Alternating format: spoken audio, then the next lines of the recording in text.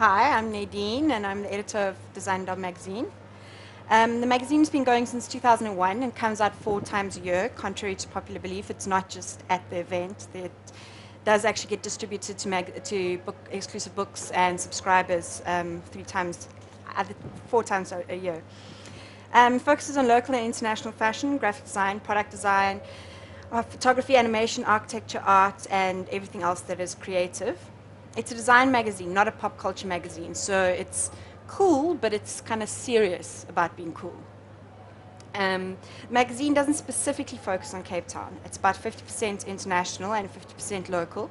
But we do live in Cape Town, which gives us a nepotistic bias towards our mother city. This is the team. Richard, on this side here, is the creative director and a bodybuilder. Anthea, next up, sells fold-up bicycles on the side. Neil goes crazy for a king. And Brian has been featured in Elle Decoration as a style icon. That's serious furniture. Basically, they design all of Vodacom's publications and FIFA's event stuff, and then sort of squeeze in Design Dog magazine during lunch. And I write and edit the whole mag. Interestingly, none of us come from Cape Town. Richard is from PE, Anthea from Kimberley, Neil from Stellenbosch, Brian from Joburg via Durban, myself from the Free State via Joburg, Pretoria via. And this is the first point that I'd like to make about Cape Town as a creative city. It's a city of diaspora.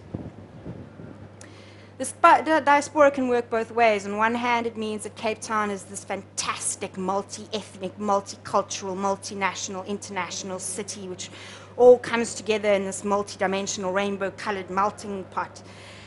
And this is I'm in Awe, Greg and Angela Coppen, and they're very notable for pretty much collaborating with anybody and everybody. And then there's Andile Giovanni. I'm sure we all know him from Mimiso Ceramics. But his work is probably one of the best representations of a very sophisticated mashup inspired by Xhosa scarification and going through modernism and high craft. But on the other hand, as opposed to the multinational mashup, because of this diaspora, and there's so many new people all the time and so many crappy tourists, Cape Townians become self-protecting and cliquey.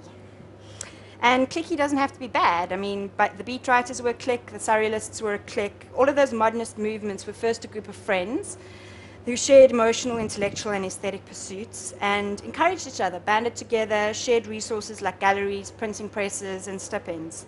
This is Richard Kapp, a musician, independent record label owner, and animator at Clockwork Zoo. He also runs a screen printing poster press from his garage, and I'm sure we've all seen his posters around all over Cape Town. And then probably one of our most notorious Cape Town cliques would be the Michaelis clique, a snooty, bummed-out art students. But the exhibitions are always chock-a-block. They tend to be quite derogatory towards the notion of design and sort of the idea that creativity can have function, calling that pretentious. And then in turn, we call them pretentious, and we stand around pointing fingers at each other. The next crew might be the Muizenberg Kalk Bay clique, who are into making things with nostalgic and folk value. They have an artisan quality to them and focus on the fabric and quality of existence beyond physical products. Significantly, they're probably one of the most diverse in terms of genre that actually participates in the group. There are musicians, crafters, designers, artists, photographers, writers, jewelers, and architects all included. And their annual convention might be at Maatjiesfontein in September. This is a map drawn by Toast Kutzer. We published it last year in the magazine. We had a collection of Cape Town maps done by various, I suppose, representatives of the Cape Town cliques. And he's a photographer and writer for Go and Vach, as well as the lead vocalist / poet for the Buckfever Underground, and editor of Ons Kleinkie, the poetry zine started by Koos Kombuis in the early 1990s. In terms of design, the so-called Mikeys are probably the most prominent of the cliques. There's Heath Nash, who needs no introduction.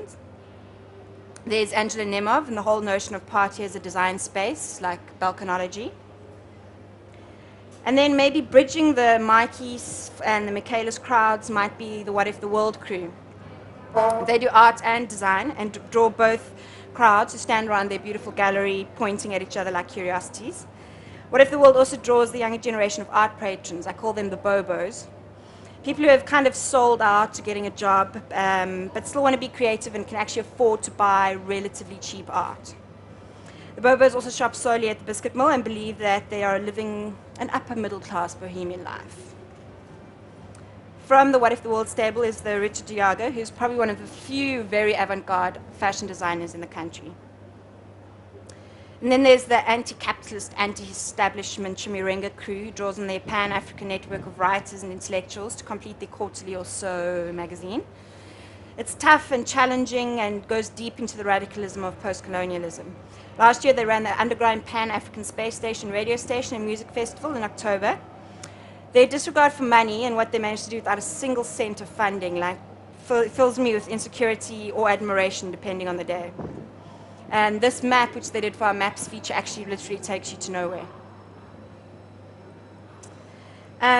These are just a couple of the cliques that I've come across. I'm sure there are much more, and I'm only really looking at cliques that actually have a creative output. I mean, Cape Town holds some of the biggest trance parties in the world, but nothing really comes out of that.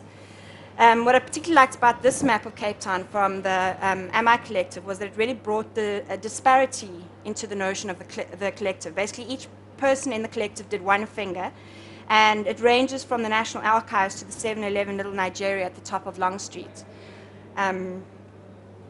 Because the problem with cliques can be that how many really challenge us to get out of our comfort zones and and cross-pollinate and make something more than is expected. The cliques I described can be very classist and geographicist, and the rising prices of living in city centre have kept marginalized groups, social groups, marginalized. So that's where the significance of the collective came in. Inspired by how many of South Africa's leaders were groomed and birthed from shebeens, they've tried to turn the local shebeen back into an art space and re-enliven Gugulethu with a sense of intellectual ownership and pride. Then there's also the designed over 10 by 10 houses in the Freedom Park. Architect Luyanda Mpahla redesigned the so-called RDP house, and using sandbags as building material managed to get much more house out of 70,000 Rand than was previously imagined. Now I'd like to show you what a couple of other people have said about Cape Town. These are portraits of Cape Town designers by Monique Pelser, shown here, and they were all asked to say what is their favorite design in Cape Town. Monique said the harbour. Skirmunkel said she loved when everyday things were taken out of context, and Piet Pino loves the Cape Town station. Frauke Stegman likes the interiors of shops that have stayed the same for decades in Cape Town. Darky loves the Cape Dutch architecture. My own favorite is actually the Company Gardens in Cape Town, which I think is maybe the only truly democratic outdoor public space in South Africa. You can see South Africans and foreigners of all races and classes sharing space equally and even sometimes interacting. Also, the park is symbolic of the power of nature in Cape Town. You know, all Cape Townians are humbled by the sublime monument to nature that is Table Mountain. And this translates into our ability to stop and smell the roses. Because we have this low level of gainful employ and high level of creativity, Cape Town has a lot of projects that are done purely for the hell of it. It's not like in Jozi where you have to show them the money. And this gives us far more room to experiment and create outside of the given genre. And here I think of Infecting the City in Cape Africa. But then there's also galleries like Curious Whetstone and Frankly, which is just purely a love project, and people like Dylan Culhane, who's the editor of One Small Seed, but creates art on Sundays and actually does something with it. And in Cape Town, you've got people like the Cow Creative Agency who'll kidnap your rubbish bin and turn it into a piece of art, just for the hell of it. Maybe it's because we don't have to spend 2 hours in a traffic jam between Rosebank and Melville in Joburg, that we've actually got time to think of these things and do them, and being cool and creative is still a reward in itself here. However, unfortunately, I do also believe that this is Cape Town's creative ceiling. Because creativity is not seen as a commercial output, it never infiltrates the boardrooms and town planners, and Cape Town still has some of the most unimaginative public architecture and installations. While our creators run around like crazies, the tourists are bigger stakeholders in the city than its residents.